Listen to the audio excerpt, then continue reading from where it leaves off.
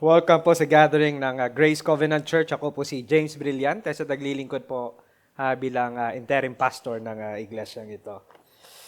Before we dive in sa ating passage sa hapong ito, let me echo po yung mga announcement na binigay kanina sa atin ni Kuya Roy.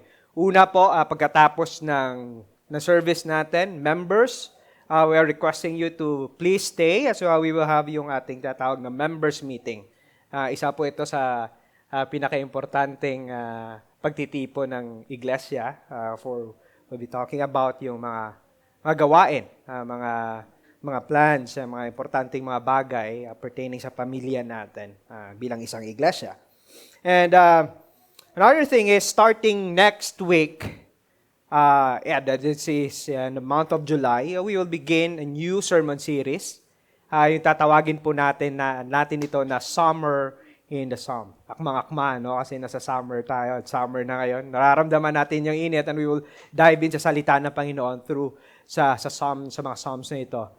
We will go through some book 1 up to book 4 only since we have 4 Saturdays on the month of July. So, pag-aaralan natin yung Salmo. And next week, kapangunahan tayo ni Pastor Irvin. Siya po yung mangunguna sa pag-aaral natin sa Psalm 14. Alright, so be excited and we encourage you to come and join us sa corporate gathering na ito. Mga kaibigan, ano ba ang basihan natin na tinatawag natin na pinagpalang buhay? Ano ba ang isa sa basihan natin na masasabi natin na ang buhay natin ay siyang ang masayang tunay? What does it mean to live a blessed and happy life para sa inyo? Marahil sa panahon natin ngayon, we can easily associate ang salitang ito, yung sinasabi nating blessed o pinagpala o happy life sa mga material na bagay. Could it be na yung sinasabi natin na maganda, secured na trabaho, and yung constant or good source of income. Marahil, we can say na, sasabihin din natin, yung magandang buhay, yung pinagpalang buhay is having, yung sinasabi natin na komportabling tahanan. We can also say na yung magandang benefits such as yung healthcare, tsaka yung tinatawag natin na education. Or we can simplify this of having a good health, yung wealth, and prosperous and peaceful kind of life. Well, after all po, sino po ba ang hindi o lang gusto sa klaseng buhay na ito? I would assume na lahat po tayo would like to have this, hindi po ba? And as a matter of fact, magpapasalamat po tayo dahil isa po ito sa tinututukan ng gobyerno ng bansang ito. Marahil pamilyar po tayo sa programa na sinasabi nila na National Program for Happiness and Well-being. I don't know kung narinig nyo na po ninyo yan. Yung aim po ng program na ito is to study kung paano ba ang gobyerno makapagbibigay ng kasiyahan, ng happiness sa mga residents ng bansang ito. And we have enjoyed yung bagay na ito, hindi po ba? Isa ito sa mga rason why we choose to work and stay sa bansang ito. And this is not inherently wrong. Ngunit, again, ito ba talaga ang basihan na tinatawag nating masaya o yung pinagpalang buhay? Our passage this afternoon will help us understand kung ano ba ang tunay na itsura, ang tunay na ibig sabihin ng sinasabi natin na pinagpala na buhay. O ano o saan ba yung source nito? Yung passage natin o yung aklat na aaralin natin ay isinulat ni Apostle Matthew, isa sa mga disciple ni Jesus Christ. And yung purpose po kung bakit sinulat ito ni Matthew is to present Jesus Christ as the long-awaited Messiah. Pag sinabi po nating Messiah, it's Savior. Hindi po ba? He fulfilled yung tinatawag natin na as a prophet, as a king, and as a priest. So lahat po yan, finulfilled at sinasabi ni Matthew that He is the long-awaited Messiah. He is the promised seed and the king na manggagaling sa linya ni David. At makikita natin kung paano ito prinisenta ni Matthew from chapter 1 up to going to chapter 5. We can see na marami siyang allusion quoted from the Old Testament just to prove that Jesus Christ is indeed the long-awaited King, the long-awaited Messiah. For example, nakikita natin in chapter 1, just for us to have a overarching na background and to understand yung passage natin sa afternoon, sa hapon na ito, yung chapter 1, makikita natin na sinimulan ito ni Matthew, to present sa kanyang audience yung identity ni Jesus Christ. Yung origin ni Jesus Christ. That He is the son of David, the son of Abraham. Makikita niyo yan, chapter 1, verse 1. Ang salitang ginamit po niya dito na genealogy, in Greek po, ay ibig po sabihin na genosis. Or, yung first book in the Old Testament na sinasabi natin na Genesis, which is yung first book of the Old Testament, which it makes sense, hindi po ba? It's the connection from the Old Testament, yung origin is previous that God exists and God or Jesus Christ is existing already. In chapter 2, makikita natin yung birth, yung promised birth ng Messiah. We can observe yung human response dito.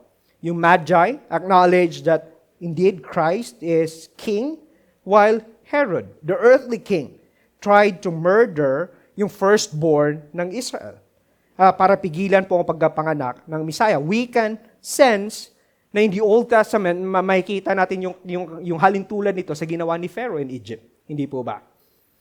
From the book of Exodus, in the book of Exodus. Yet, makikita natin that no earthly king can change yung inordain ng sovereign king. No earthly king can thwart yung plan ng sovereign king. In chapter 3, we can see kung paano ni Matthew inintroduce si John the Baptist, the forerunner, na yung makikita din natin dito, yung baptism ni Jesus Christ. This is alluded kung paano yung mga Israelites cross the Red Sea. They cross the Red Sea, but here in Matthew, we learn that Jesus begins His ministry with the power of the Holy Spirit and the favor of the Father declared sa kanyang baptism. After that, we see the temptation of Jesus in the wilderness, kung saan Jesus triumphed over the devil. Well, unlike the Old Testament, Israel, who failed and wandered for 40 years sa wilderness. Dito, si Jesus Christ went to the wilderness, was tempted, but yet He triumphed against the devil. Kaya nga, yung author ng Hebrews is very confident no sinabi niya in Hebrews 14 verse 15, "For we do not have a high priest who is unable to sympathize with our weaknesses, but one who is in every respect has been tempted as we are, yet without sin." I think nasa PowerPoint natin yan, yung passage na yan. Now in chapter 4, mababasa natin that Jesus calls summoned yung kanyang mga first disciples to be fishers of men and would proclaim the message and arrival of the kingdom. In chapter 4, makikita din natin Jesus give evidence ng kingdom. Makikita natin na He preach, He teach. Makikita din natin yung healing ministry ni Jesus Christ and even miracles na ginawa ng Messiah, ng hari na si Jesus Christ. At yung chapter 4 closes with these statements. In verse 24, kung bubuksan ninyo yung libro ninyo, yung Bible ninyo in chapter 4 verses 24 and 25, ito yung makikita natin. In verse 24, His fame spread out through all Syria. In verse 25, sabi din, "And great crowds followed Him from Galilee and the Decapolis and from Jerusalem and from beyond the Jordan." So we can see in chapter 4, a large crowd coming to Jesus with different reasons. And marahil, isa sa nais nila is to find happiness, na mabigyan sila ni Jesus, and hoping that Jesus would meet their physical needs. to be amazed and receive something that would provide them yung tinatawag natin na comfort. Mga kaibigan, ayan, let me ask yung tinanong ko kanina. What is the source of our happiness? Is it to simply yung mamit lang yung ating physical, yung ating temporal na mga pangangailangan para masabi natin na ito nga yung ibig sabihin o yung itsura na sinasabi natin na pinagpalang buhay? Ito ang nais na sasagutin ng ating passage sa hapong ito. At yung main point po natin is this. Yung main point po natin is this.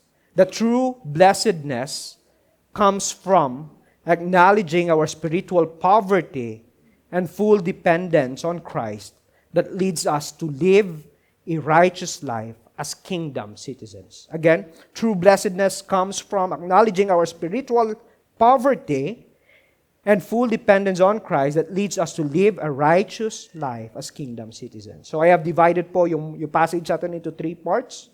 Una po, nakikita natin na yung true blessedness comes from recognition of our need. That is, our lowliness.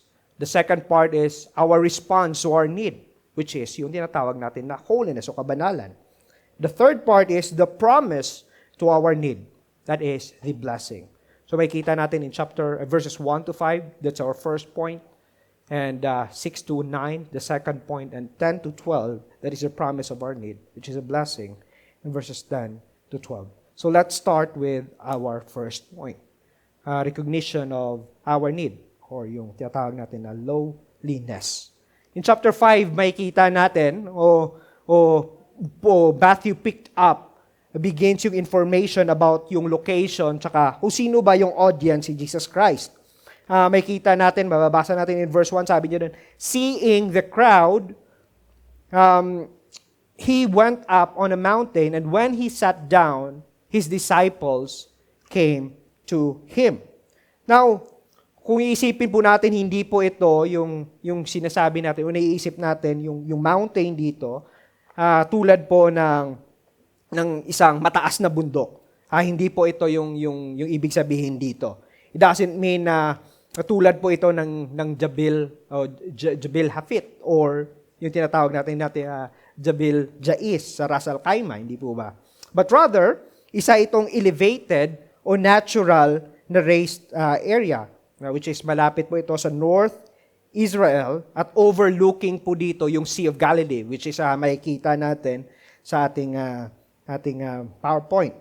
And kung titingnan natin, Jesus went up on that elevated area and sat down. For some Israelites, and sabi ng mga ibang scholars, this is a reminiscent, or it reminds them ng event sa Old Testament, which is in Exodus, kung saan si Moses went up on a mount as well, which is yung Mount Sinai, to meet and receive the law from God. So nakikita natin from beginning, chapter 1, that's the origin. Now, Jesus is coming in the mount. And yung makikita natin dito, yung Old Testament si Moses, he received yung law from God, which would guide them how to live a life that honors yung Diyos as people of the kingdom. Now, we see a similar instance dito. Ngunit dito, unlike Moses, who looked up and listened to God, we see Jesus here speaking in telling yung kanya mga disciple what it means to live in the kingdom of God. Kung ano ba talaga ang ibig sabihin ng isang blessed or happy life. In verse 1, makikita natin that Jesus sat down. Di ba? Dahil kung titingnan natin sa kultura nila, that is the natural posture or position ng isang rabbi or isang teacher. Kung saan yung teacher ay nakaupo at yung mga listener, yung mga students niya, disciples niya, is normally yung mga nakatayo na nakapalibot sa kanya. Now, Matthew reveals kung sino po yung primary audience si Jesus Christ dito. We see in chapter 4, nakita natin the large crowd coming to Jesus, following Him with various reasons. Pero dito, makikita natin that Jesus is telling us that His disciples came to Him. So, yung primary audience ni Jesus Christ dito ay ang kanyang mga disciples. These are the group of men na tinawag ni Jesus in the previous chapter, whom He invited to follow Him and to be part ng kanyang kingdom. Jesus is addressing them and teaching what it means to live within the kingdom of God. But, in extension po, we can also say that this message is also for those who come to hear yung teaching ni Jesus Christ about the kingdom, who looked interested to receive the blessedness ng kingdom ng Diyos. At gayon din po, yung mensaheng ito is by extension, is for us din po sa hapong ito. For all the disciples of our Lord Jesus Christ. Those whom received yung kanyang saving work sa mga buhay natin. Now, in verse 2, we can observe na it also affirms yung teaching na ito is primarily intended for His disciples. Dahil yung definite na pronoun dito is them. Which gives us yung idea na yung them dito is yung mga disciples. Yung sabi niya in verse 1, and He opened His mouth and taught them, saying, so ano yung tinuro ni Jesus Christ dito? Well, obviously, yung makikita natin dito, yung repeated word na Makarios. Or yung tinatawag natin na blessed. Blessed are. So yung Greek po, yung salitang ito is Makarios, which means blessed, fortunate, happy, favored, and envied. Yan po yung ibig sabihin nito. And I assume na alam na po nating lahat na kung merong inuulit sa Biblia, this means na merong emphasis. Merong gustong sabihin ang Diyos sa atin through sa salitang ito. But don't be so quick na i-assume natin o isipin natin that these blessings pertains to material blessings. Dahil kung titingnan po natin, if you just observe po yung passage natin, ang makikita po natin dito is kabaliktaran ng sinasabi ng mundo na blessed or yung pinagpala o yung standard nila, worldly standard ng happiness. Dahil ang lahat na makikita natin dito ay counter-cultural. Counter-cultural. Huwag din nating isipin ng gustong sabihin ni Jesus dito ay ang way of salvation. Na dapat ka maging ganito, dapat ito yung maramdaman mo in order for you to be saved. No. That would go against sa salita ng Panginoon. Dahil salvation is the work of God alone apart sa kung ano man nararamdaman mo o kung ano man yung kaya mong gawin. Dahil ang true salvation po, you have nothing to do about it. Yan po yung makikita natin. So, hindi po yan yung ibig sabihin ni Jesus Christ dito. Or wag din natin isipin na in order for us to experience yung state of blessedness, all we have to do is to be closer with God. To be closer with Jesus Christ. To be close with Him, to His church. Or to give in order na mabless tayo, to be merited ng tinatawag natin na masaya or blessed kind of life. Hindi po. Why? Before we go to sa mga characteristics na makikita natin dito from verses 3 to 12, tingnan po natin, I want us to observe yung paano po sinimulan at paano po clinose si Jesus Christ yung teaching niya dito from 3 to 12. Makikita po natin na sinasabi niya na yung tunay na blessed or happy life, notice po yung verses 3 and 10. 3b and 10b sa inyong mga Bible. Paano nagtapos yung verses na yan? Sabi niya, for theirs is the kingdom of heaven. Yung sa theological po, it's inclusio. Kung ibig sabihin, nagsimula siya dito, theirs is the kingdom of heaven, and theirs is the kingdom of heaven. Yung pinakagitna po niyan is the main point ng passage. So nakikita natin, kung iintindihin po natin, it tells us that true and blessed life is only experienced within the boundaries or with our union with Christ. A real relationship po with the King of Kings and the Lord of Lords. Yan po yung ibig sabihin niya, yung true blessedness or true happy life is can be experienced only within the kingdom, for theirs is the kingdom of heaven. So apart from that, you cannot experience yung real na happiness, yung real na joy. Kaya nga kung iintindihin natin in a deeper sense, yung salitang blessedness po dito, it means a privileged recipient of a divine favor. A privileged recipient of a divine favor, which talks about our condition or standing sa harapan ng Diyos. And not a kind of condition that is dependent sa outward na mga nakukuha natin o na-experience natin. It's your condition sa harapan ng banal na Diyos. A privilege. Nothing, you didn't earn that. It was being given to you, granted to you by grace, by mercy ng ating Panginoon. Now, ang first three na beatitude dito or blessedness na makikita natin dito speaks of, again, our condition sa harapan ng Diyos, and it should characterize ang mga nasa loob ng kaharian ng Panginoon. Look at verse 3. Sabi niya, "Blessed are the poor in spirit, for theirs is the kingdom of heaven." Ang salitang poor po dito, or poor in spirit, does not mean na material poverty or lacking of material possession and wealth. Though, yung graphic po na itsura nito, ay tulad po, mahalin tulad natin sa istorya ni Lazarus, tsaka yung rich young or rich man, which is in Luke 16, na nagpapakita ng mahirap na sitwasyon ni Lazarus who situated at the gate sa bahay po ng mayamang mama na ito, waiting to get fed by what falls from sa table, yung mga tira-tira na nahuhulog sa lamesa ng mayamang mama na ito. So Jesus used yung metaphorically and attached a much deeper, meager, lower, and much lacking na condition para ipakita po yung condition po natin spiritually. Poor in spirit po dito means acknowledging our spiritual bankruptcy.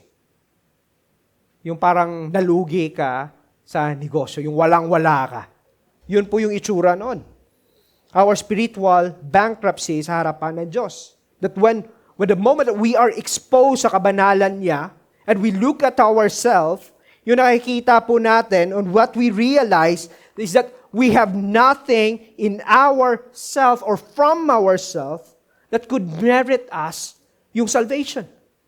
Ganito po yung itsura nito. Acknowledging na wala akong magagawa. Wala akong kayang gawin o walang meron ako that could merit me yung salvation. Ito po yung itsura nito. This is a humble recognition of our sinfulness and inability to make ourselves good or faithful sa harapan niya. That we have nothing before God and we have no ability to gain anything before Him.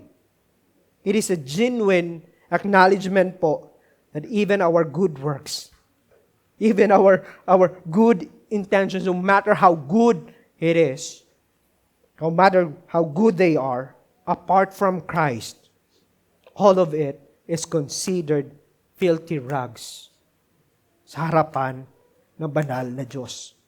Kaya nga, we cannot place our confidence, our assurance sa ating mga ginagawa at mga kayang gawin.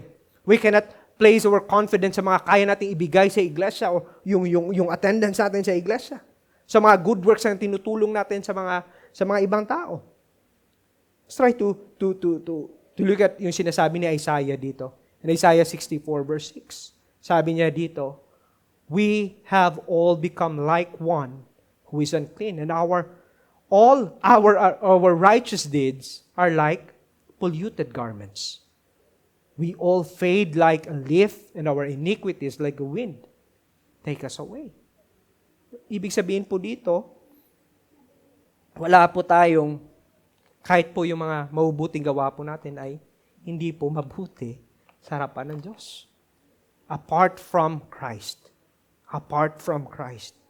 Friends, if you are here and you find joy and confidence and comfort from your own works, or even sa goodness na meron ka, or you think that you are a nice person. Kaya nga, may isip mo na, okay, ligtas ako. Ililigtas ako. Friends, lahat po ng yan cannot earn or merit you. Ang tinatawag natin na salvation. It cannot even earn or merit you na sinasabi natin dito na blessed life. Dahil po yung binabanggit dito ni Jesus Christ in verse 3 speaks of yung condition ng mga tao who have experienced already and acknowledge already yung bankruptcy nila, yung spiritual bankruptcy nila sa harapan ng banal na Diyos. May kita natin dito, mga kaibigan, that even at the beginning of Jesus' teaching, it tells us that we have no spiritual resources. Wala tayong abilidad to make ourselves blessed in the life na makikita lamang sa Kanya. It even tells us na apart from God's work, dependent sa Kanya, we do not have also the ability to keep and practice yung mga katuruan na ito. Instead, it removes us sa mga maling paniniwala sa ating sarili, of our self-delusion that we are capable of acquiring a state of blessedness. And may kita natin dito that it calls us to acknowledge our spiritual need and depend on the free mercy and grace of God in Christ who is able to meet po yung being poor in spirit. As 2 Corinthians chapter 8 verse 9 tells us, "For you know the grace of our Lord Jesus Christ, that though He was rich, yet for your own sake He became poor, so that you by His poverty might become rich." Might become rich. Now in verse 4, ipapakita po dito sa atin na yung tamang response natin after acknowledging our need or our spiritual bankruptcy. Verse 4 tells us that blessed are those who mourn, for they shall be comforted. Ang salitang mourn po dito seems contradictory and does not lead to a happy life or blessed life, hindi po ba? Kasi wala pong in natural sense, wala po tayong makikita na tao na masaya na nagdadalamhati. Hindi po ba? This is a counter-cultural.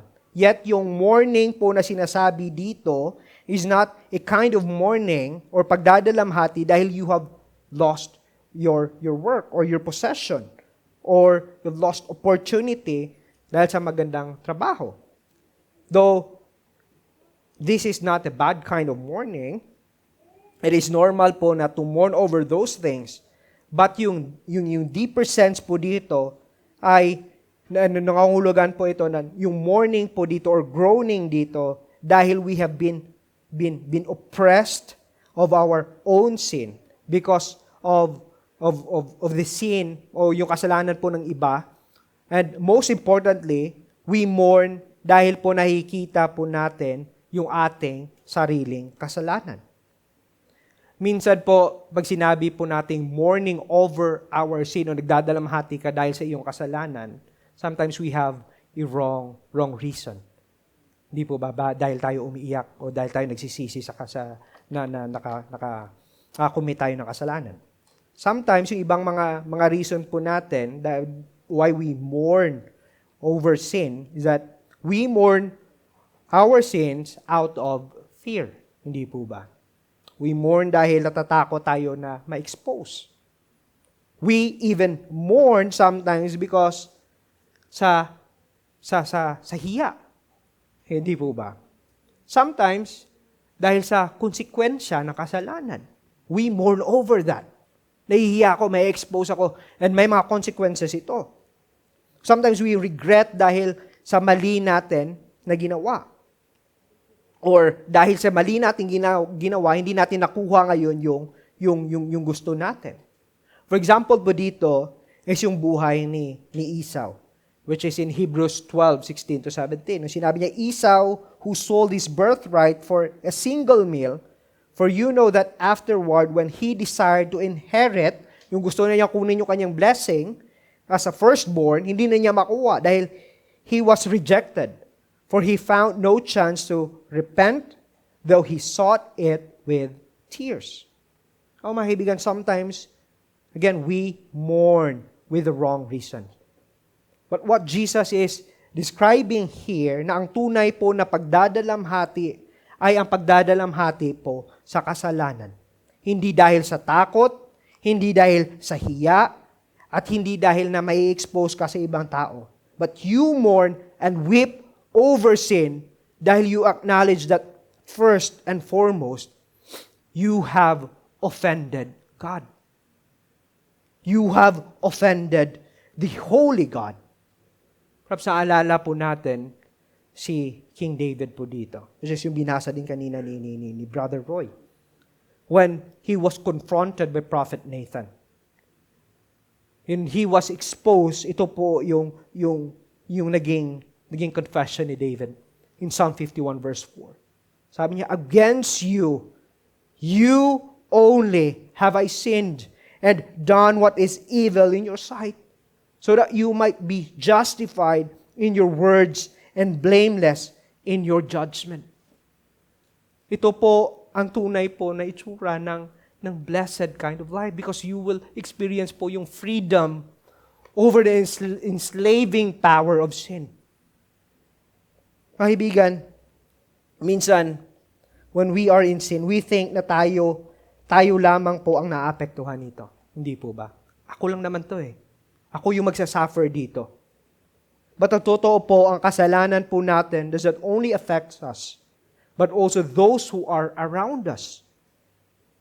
Our family, yung mga kaibigan po natin, and even tayo po dito sa loob ng iglesia. We mourn over sa kasalanan ng ating mga kapatid. But most especially, yung kasalanan po natin does not only affect us. Our sin is a violation against God. It's a violation against God. Kaya nga bilang iglesia, we are called to mourn against the sin of our brothers and sisters. Mga kaibigan, let me ask you, ano ba ang postura ng puso mo laban sa kasalanan? Do we mourn with a right reason? Na dahil hindi lang dahil sa mapapahiya ka, hindi lang dahil sa mai-expose ka, hindi lang dahil sa consequences na dala na kasalanan mo, but you mourn over it dahil you have sinned against God. Kaibigan, ito ba ang postura ng puso natin? Ito ba ang postura ng puso natin?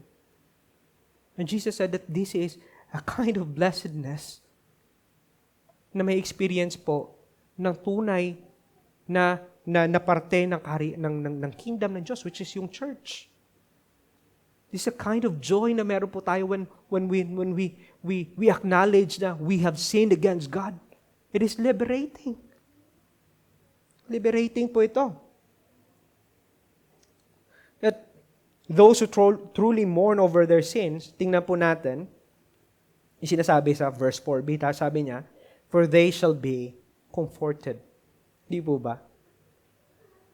That's the joy, yung dinadala po ng freedom of acknowledging na tayo po ay nagkasala unang-una sa ating banal na Diyos. Isaiah 61:2 refers po dito, at ito po yung sinasabi dito, yung praise po dito, for they shall be comforted. This is a promise po na nanggaling sa Isaiah 61 verse 2, which refers to the Messianic promise of comfort that the Messiah will bring to those who mourn over sa mga oppression and over those who are in bondage of sin. Ang tunay po mga kaibigan, that in Christ we have received this. Jesus promised yung comfort to those who mourn sa ating mga kasalanan sa tamang paraan. Tulad ng sinabi ni James, in James 4:8-9, sabi niya, draw near to God and He will draw near to you. Cleanse your hands with you sinners, and purify yourselves, your hearts, you double-minded. Be wretched and mourn and weep. Let your laughter be turned to mourning and your joy to gloom. Sinabi po kanina, yung binasa din kanina na na prayer of assurance ni Brother Roy. 1 John 1:9. If we confess our sins, He is faithful and just to forgive us. That's the comfort po na pwede nating gawin. Kung meron po tayong kapatawaran that we should seek, ultimately, na isisik po natin, na gusto po nating makamtan, that's the reconciliation, the forgiveness that comes from a holy God.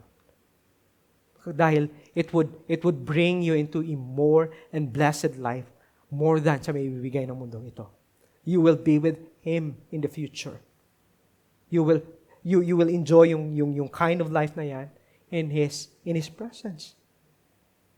Now, kaibigan, if you are in sin right now, I urge you to mourn over it and experience the comfort and liberating joy that comes from God's forgiveness sa inyo laban sa ating mga kasalanan. If you are not in Christ, mga kaibigan, I urge you to confess your sins to Him. Mourn and turn away from it and receive God's forgiveness sa inyo sa magitan ni Jesucristo. Ang second na beatitude po natin dito leads to the third. Those who know their spiritual poverty and mourn yung kanilang mga kasalanan will be meek and shall inherit the kingdom, which is yung verse 5. Sabi po dito, blessed are the meek, for they shall inherit the earth. To be meek, sinasabi po natin na meekness, this is a synonymous o kapareho po ng salita na maririnig po natin na humility or yung tinatawag natin na humble. Si D.A. Carson, isang pastor at isang theologian, defines yung salitang na meekness is a controlled desire to see the other's interest advance ahead of one's own. Sa context po na Matthew 5, yung salitang meekness po dito might be difficult for them to chew or to swallow. These people live under the leadership ng Rome na mga panahon na ito, where much of them were physically oppressed, emotionally oppressed, plus yung religious burden pa na nakaatang sa kanilang mga balikat dahil sa mga religious leaders na hindi naman dapat sana, hindi nire-require ng salita ng Panginoon. They would think na hindi ito normal na yung sinabi ni Jesus dito na blessed are the meek. Hindi ito normal na paraan to acquire sinasabi natin na happiness, na blessedness, ang tinatawag natin na prosperous life. Perhaps what they expect sa kay Jesus sa mga panahon na ito is to tell them that Jesus would lead them into the freedom like yung ginawa sa kanila na kanilang forefather na si David. Ngunit yung sinabi sa kanila ni Jesus dito that the way to have a blessed life is to humble yung kanilang mga sarili. In today's world where pride and self-centeredness is most prioritized or most prized, yung meekness po can be easily mistaken as weakness. Hindi po ba? Maging humble ka, maging soft ka, meaning napaka-weak ka. Marahil pamilyar po tayo sa salitang dapat huwag ka nang mahiya. Kapalan mo na mukha mo. Hindi po ba? You need to assert yourself, assert your right in order for you to be successful. Huwag mo nang isipin ang iba.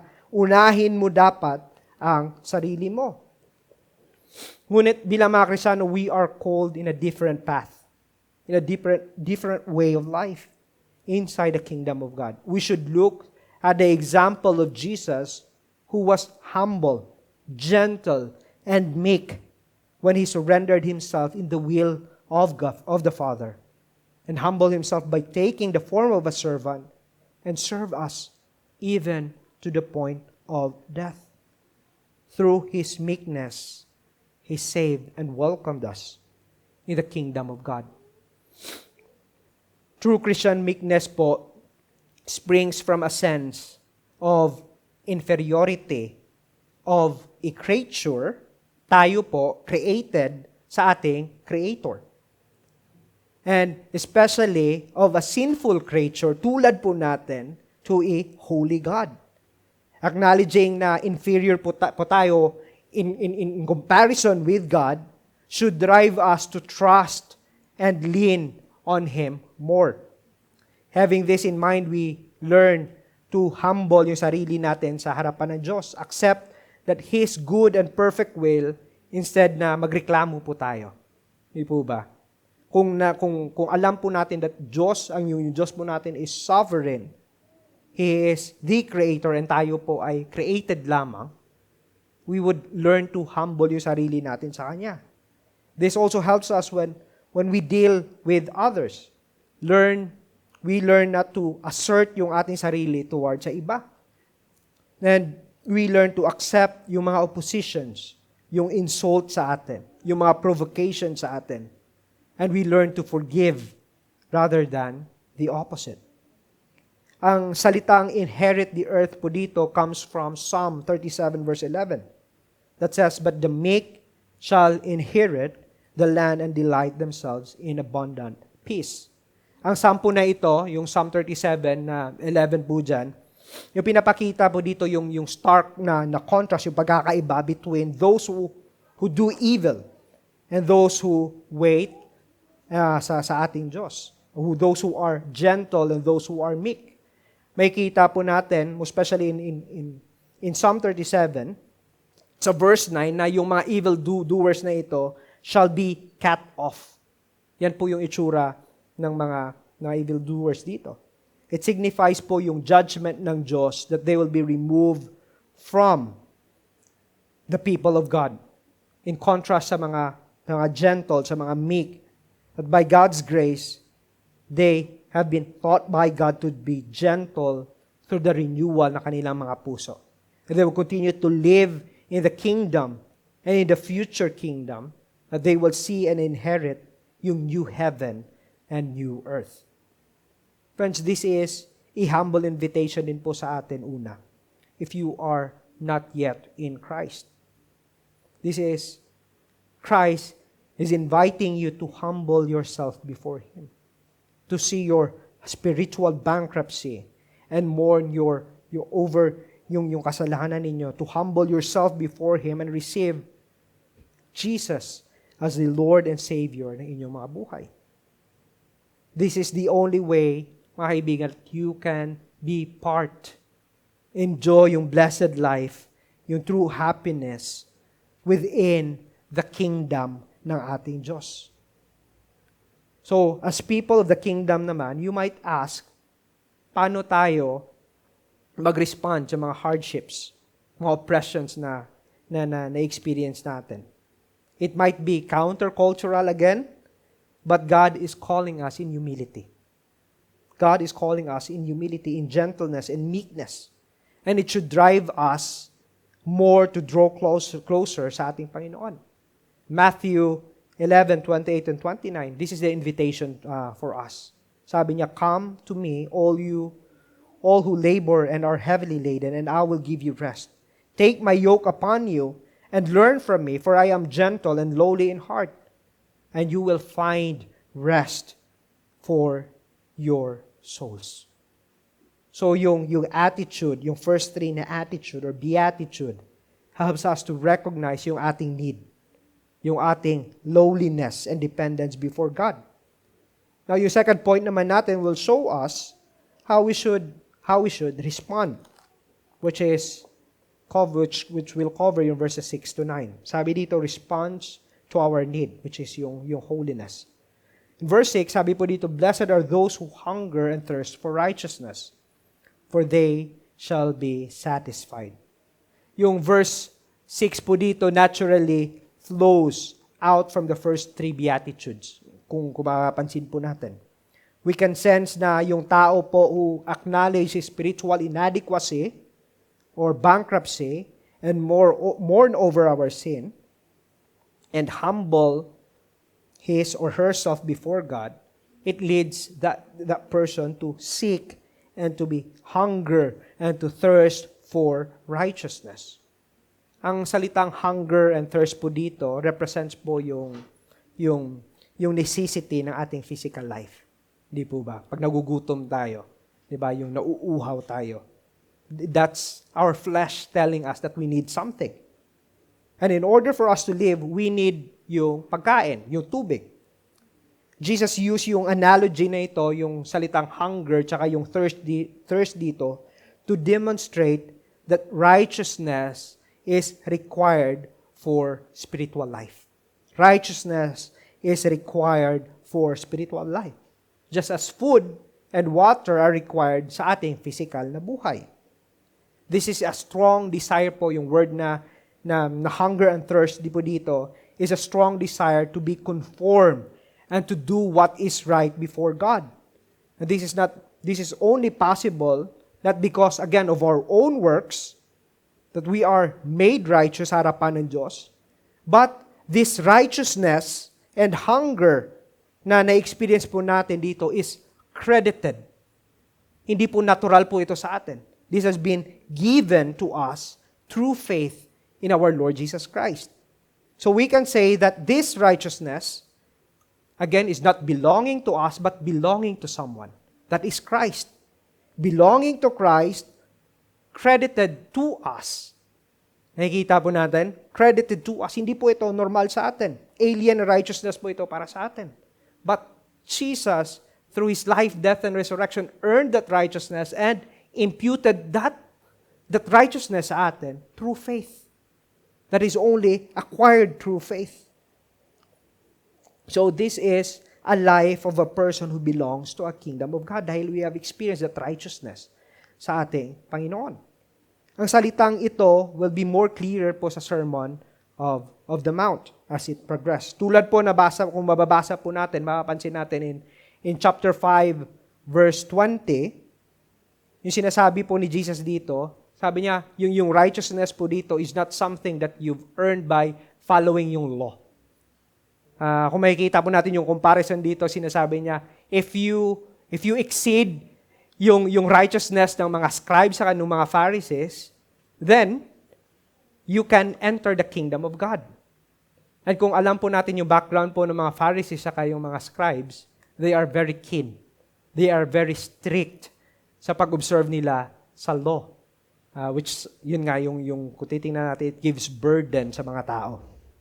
But, sabi ni Jesus, if you exceed that, then that's the only time that you could enter. Of course, alam po natin na hindi po yun yung way of entering the kingdom of God. Again, that is, yung righteousness na yan should be credited to us. That is through faith, believing na yung ginawa po ni Jesus Christ para sa atin. So we can see na yung ini-emphasize dito ni Jesus Christ is yung inner transformation ng puso natin, ng buhay ng isang tao. Inner transformation received through His faith, through faith in His life, death, and resurrection. So ang itsura po ng isang tao who hunger and thirst for righteousness, therefore, is one who hunger and thirst to conform sa will ng Panginoon. To be more like Christ. Dahil you've experienced yung righteousness and imputed to you. So therefore, it creates more hunger. It creates more thirst sa iyo to be conformed, to have that strong desire that is not passive but an active desire po. That you want to follow. You want to be look like Christ sa iyong buhay. Now, yung resulta po nito, sabi dyan, He will be satisfied. Napakaganda po, that you will be satisfied. If you long to be like Christ, you will be satisfied. Now and in the future. Well, ultimately, sa future. This person hunger and thirst to be conformed and strongly desired to be more like Christ will be satisfied. Kung titingnan po natin, this is a kind of life na may experience mo if you hunger. And this is a kind of life that will be witnessed from you by the people or yung kasama natin sa iglesia. And this is a kind of life that you would be enjoyed dahil nakikita mo that God is continually working and sanctifying you sa iyong buhay, which is makikita natin maya-maya clearly in verses 7 to 9. But yung salitang satisfaction po dito does not mean that He will stop or have already reach yung pinaka-peak. O sinasabi natin na glorified ka na, hindi po. Yung salitang satisfaction po dito, na kung titingnan po natin, na sa halip po, yung isang tao who experience to be filled and to be satisfied by the beauty of Christ, it makes him more and more hunger and thirst for righteousness, to do the will of God. He beholds Christ more and more each day. Yung theological na term po dito, is yung tinatawag, I don't know if you have heard yung word na beatific vision. That's the theological term po dito. That means of beholding. Since you have experienced and see the beauty of Christ, yung natural po ng response ng tao who have received yung righteousness na yan, and transformation is to grasp and to behold Christ na ayaw mo nang bitawan. This is the kind of life na sinasabi dito ni Jesus Christ. Blessed are those na mga tao na yon who hunger and thirst for righteousness. Yan po yung ibig sabihin nandyan. That you are looking to Christ, wanting to follow Him, wanting to behold Him, at ayaw mo nang bitawan yan, and you are looking forward na makukonsume yan, mafu-fulfill yan, in the day that He would return. Or, tayo po yung uuwi sa Kanya. Just like yung sinabi sa Psalm 17:15, yung sinabi niya, As for me, I shall behold your face in righteousness, that when I awake, I shall be satisfied with your likeness. I'll be satisfied with your likeness. Friends, let me ask you sa hapon ito, do we have ba this kind of hunger and thirst to behold and to be conformed in the likeness of God? I know po na medyo challenging po yung bagay na ito in reality sa buhay po ng isang Kristiyano. We normally feel po yung hunger and thirst na ito at the beginning ng ating Christian life, hindi po ba? Na parang nag-aapoy tayo. We want to do everything to progress. We want to be more like Christ. Yet as we progress, sometimes napapansin po natin that we lose appetite in doing and pleasing God sa buhay natin. And worst thing, sometimes we grow hungrier not to be like Christ, but we become more hungrier for worldly, temporal things. And yung buhay na pwedeng ibigay na nasa labas ng kaharian ng Diyos. Friends, when was the last time you feel hunger and thirst to do the will of God? That is, to become more holy, to become more like Him. When was the last time that you become hunger and thirst in reading and devoting your time sa pagbabasa ng salita ng Panginoon? When was the last time na pagising mo sa umaga, hindi yung telepono mo yung hinahawakan mo, kundi yung salita ng Panginoon? When was the last time na nangyari yan sa atin? Naman nakaraang linggo, yung anak ko, si Dandan, parating nagtatanong sa amin na naririnig namin ito from 3 weeks. Sunod-sunod yun na tinatanong niya sa amin. Yung tanong niya is, Papa or Mama, kailan ba tayo magsisimba ulit? Kailan ba tayo pupunta ng church? Sabi niya. First, we just simply answer na sa Saturday, we will go to GCC, or di kaya sa Sunday kung wala kaming schedule ito, we will go sa Crossroads. And patuloy po niya itong paulit-ulit na tinatanong sa amin. Until such time na tinanong siya ng kanyang ina, sabi ni Linlin sa kanya, why do you want to go to church? Why do you like to go to church? And yung sagot niya reveals na he longs and desire na makapaglaro. Na makasama mga friends niya. And I think na na-enjoy ni Dandan na nung naandito siya, most especially nung nakaraan na nag-fellowship tayo. He longs and he hungers for that. Now, kung titingnan po natin yung verse 7, shows us yung effect of being filled and satisfied and growing in conformity with Christ. Sabi po dyan, blessed are the merciful, for they shall receive mercy.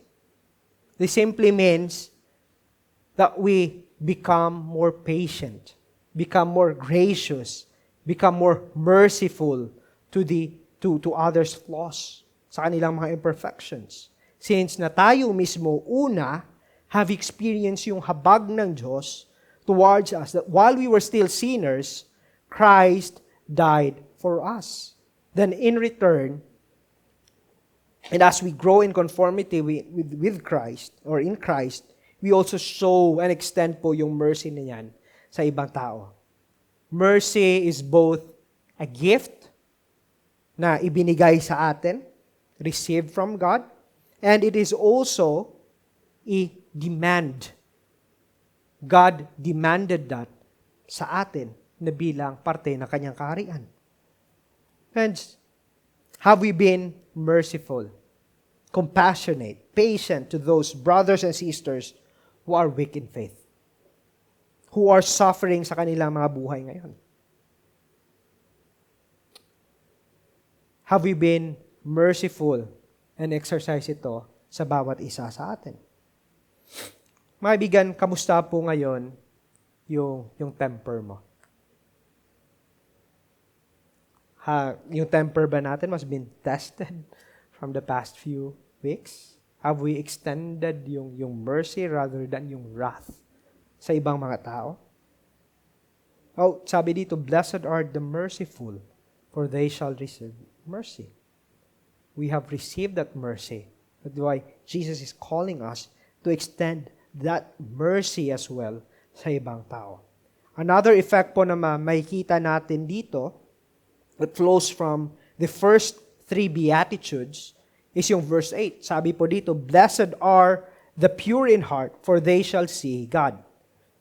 Ang Beatitude na ito gives more importance sa purity ng puso over sa alam natin and over sa emotional-driven na puso natin or emotional religiosity na tinatawag natin.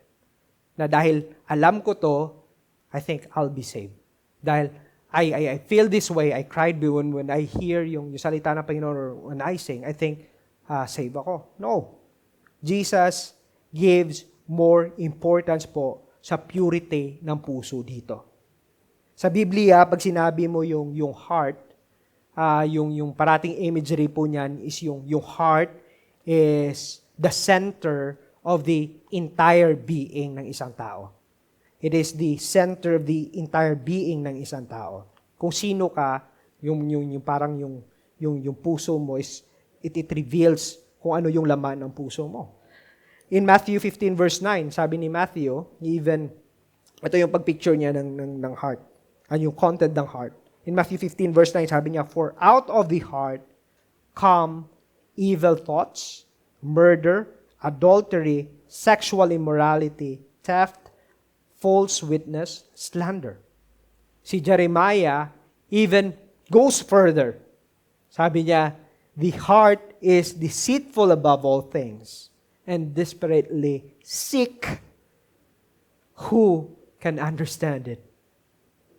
Yet, despite po sa description ng Biblia sa puso ng tao, Jesus gives emphasis po na ang puso ay indispensable, prerequisite in order for a person to have fellowship or to be part ng kaharian ng Diyos. Our heart, mga kaibigan, needed to be changed. Needed to be changed.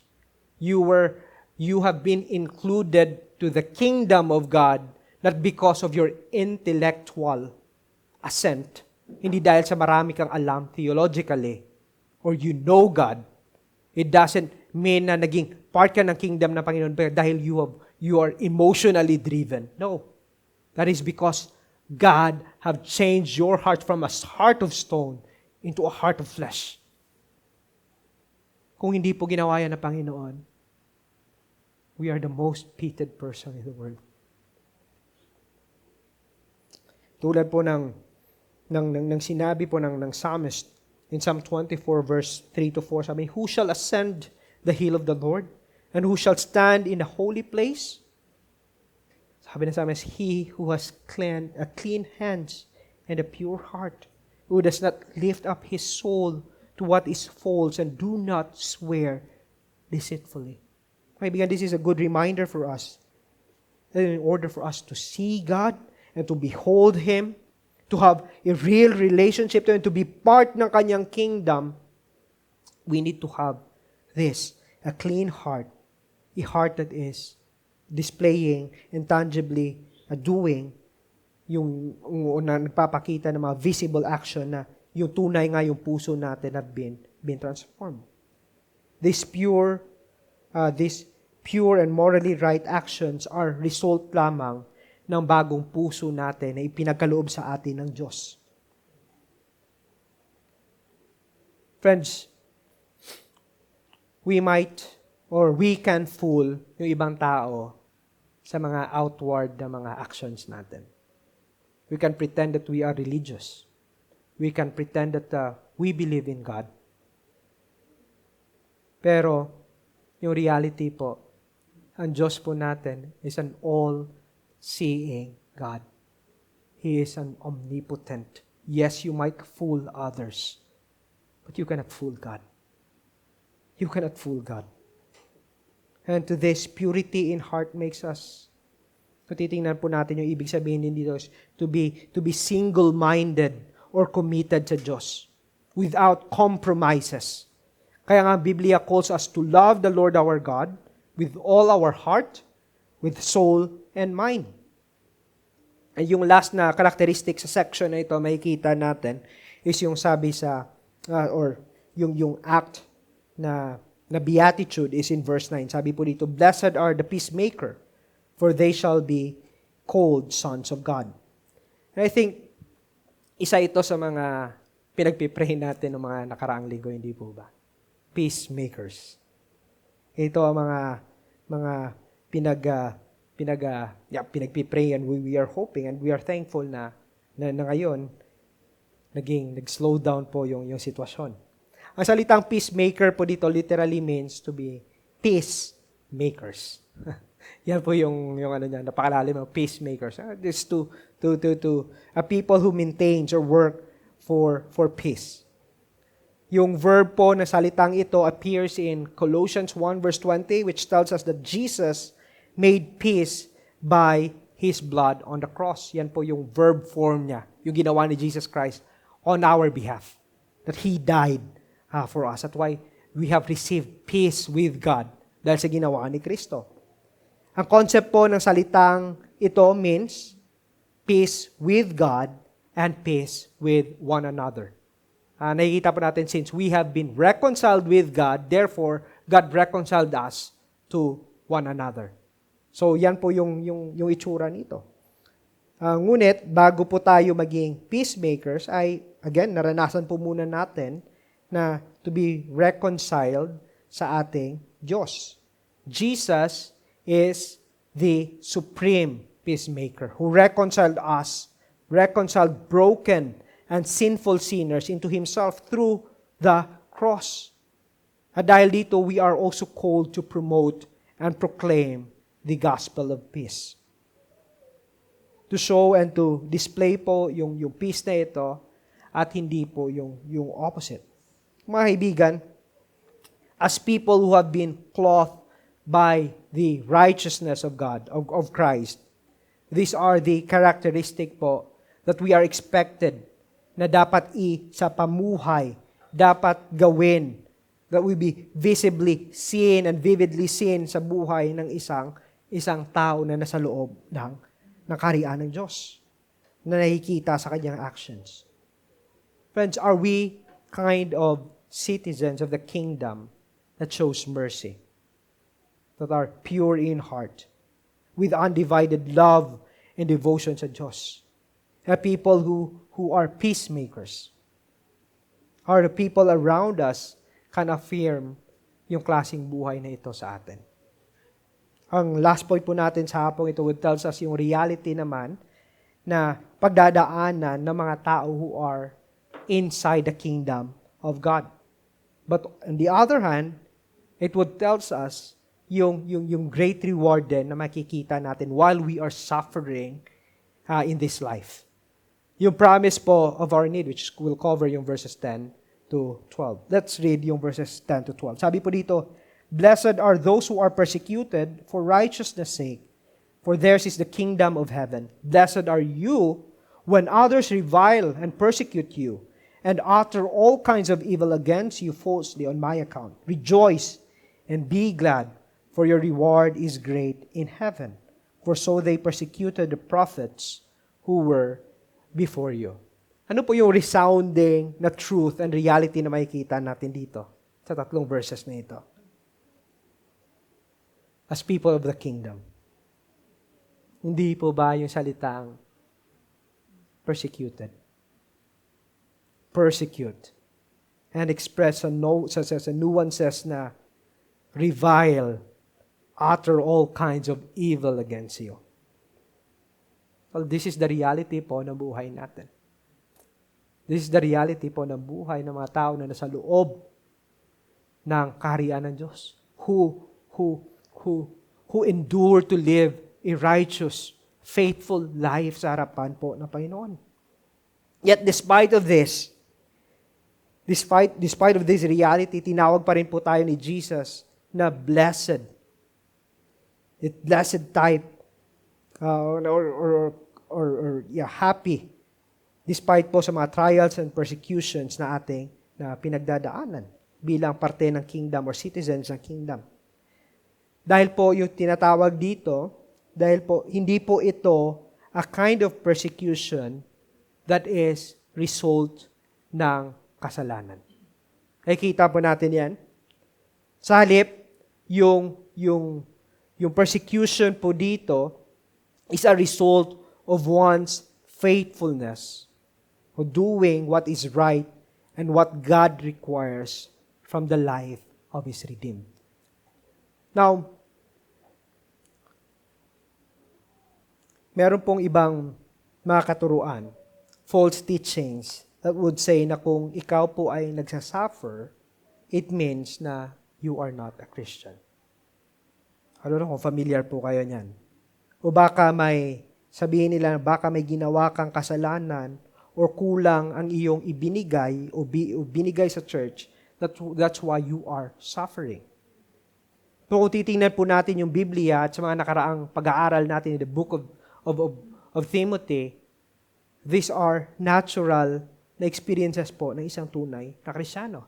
Even Apostle Peter tells us in 1 Peter chapter 4 verses 12 to 13, yung sinabi niya, "Beloved, do not be surprised at the fiery trial when it comes upon you to test you, as though something strange were happening to you, but rejoice in so far as you share Christ's suffering, that you may also rejoice and be glad when His glory is revealed." Pero siguro, ang appropriate na question po dito para sa atin is this. Ano ba yung rason ng mga trials o mga persecutions na pinagdadaanan natin ngayon? Ito ba ay dahil sa ating faithfulness in doing what is right before God? Or because of our faith in Christ? O ito ba, we are suffering or persecuted dahil sa ating mga sariling kasalanan? O di kaya, we experience suffering ba for Christ's sake? Or have we been comfortable? To a point na parang mukhang hindi ko naman nararanasan yan. Nakikita ba o naririnig sa atin that we are proclaiming yung salita ng Diyos even in the midst of persecutions and trials na binabato sa atin? Or, mga kaibigan, do we get surprised ba when we experience trials sa buhay natin? Alalahanin natin ang sinabi ni Jesus in John 15 verse 18 to 19. Sabi niya sa mga disciples niya, "If the world hates you, know that it has hated me before it hated you. If you were of the world would love you as its own. But because you are not of the world, but I chose you out of the world, therefore the world hates you. Simply to understand that we have been hated by others because we don't belong and we are not in conformity sa kanila. At because of our perseverance and endurance na binibigay sa atin ng Panginoon to endure, to become faithful sa Kanya, yung natural po na response ng mundo sa atin, it would hate us. And don't be surprised with that. Tulad po na paulit-ulit na sinasabi sa atin ng Biblia. If you are a young Christian or young in faith, perhaps your question is how we should respond dito sa mga trials or persecutions na niraranas natin. Notice sa sinabi niya in verse 12. Rejoice and be glad. I think hindi lang sa mga young Christians ito, but for all of us. Ang salitang rejoice po dito means a state of happiness and well-being. This is not a kind of rejoicing or happiness that is dependent sa mga outward na circumstances natin. Tulad ng salitang blessedness, which is paulit-ulit na binanggit dito sa ating passage. Kundi ito po ay deeply rooted sa ating condition sa harapan ng Diyos. That no matter what will happen to us, we can still rejoice in the God of our salvation. No matter what kind of persecution na itatapon sa atin, ano klaseng mga problema yung kakaharapin natin, we can still rejoice because we know that in Christ, we are forgiven. We are secured. Yan po yung ibig sabihin ng rejoice po dito. When ang salitang glad naman is a state of great joy, but it involves po yung verbal expression, yung appropriate na action in the midst of persecution. It simply means na kahit na nagkawindang-windang ka na dahil sa mga problema o sa mga accusation sa iyo, yung lumalabas pa rin at namumutawi sa labi mo is yung gospel ng Panginoon. Yung actions mo still reveals yung ano, yung content, yung theology mo, yung belief mo patungkol sa Diyos. Yan po yung ibig sabihin po ng glad dito. It's not an emotional lang na klase na feeling, na expression. It is deeply rooted sa iyong paniniwala at sa iyong pagkakilala kung sino ang Diyos at kung ano ka sa harapan niya. Yan po yung rejoice, saka yung glad na sinasabi dito. Why we should respond this way? Jesus given us, binigyan po tayo ni Jesus ng dalawang reason dito. Sabi niya, our reward is great. Why we should rejoice even in the midst of persecution? Simply, our reward is great. Not in this earthly gain, but this kind of reward is a reward in the future kingdom. Sa kanyang pagbabalik, it is a firm assurance that we will live with Him in His kingdom. Another reason po is yung example, encouragement na binigay niya sa atin. Dahil hindi lang tayo yung naka-experience ito. Even the prophets from the old, the people from the Old Testament have experienced this as well. So this is a great encouragement po sa atin na hindi po ito something na alien po sa atin. Alien po sa buhay ng isang tunay na Kristiyano. Expected po na we will, if you are faithful and you are truly redeemed, you will experience this. But have you noticed, mga kaibigan, yung lahat ng mga characteristics dito, blessed are the poor, the merciful, the meek, are characteristics na hindi po natural sa atin. Have you noticed na yung mga characteristics na ito is not describing us, but it describes our Lord Jesus Christ. Hindi po ba? Jesus, who is the ultimate blessed man. Jesus, who left heaven's glory and live among us. He is fully God and fully man who lived a perfect life on our behalf. A perfect life on our behalf to people who are proud, who are impatient, who hungers and thirst for, not for righteousness, but for unrighteousness. But, friends, for our own sake, Jesus lived a perfect life and died a perfect death on our behalf on the cross. On the cross, He took our sins on His body and died the death that we deserve. He was buried, and on the third day, He was risen from the grave. Was raised from the grave. Knowing that the Father acknowledged yung ginawa po ni Jesus Christ sa atin. Jesus satisfied the wrath of God on our behalf. And He ascended back to heaven and seated at the right hand of the Father. And this is the promise po na ibinigay sa atin ng Biblia. That whoever believes in Him will be counted to Him.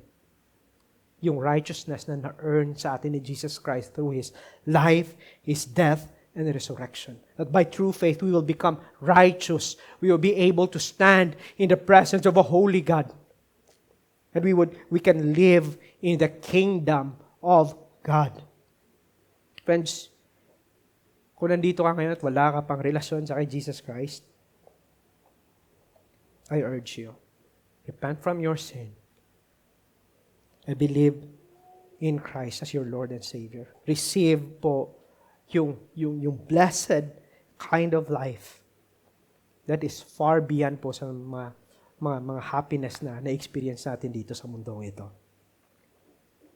True blessedness comes from acknowledging our spiritual poverty and full dependence on Christ that leads us to live a righteous life as kingdom citizens.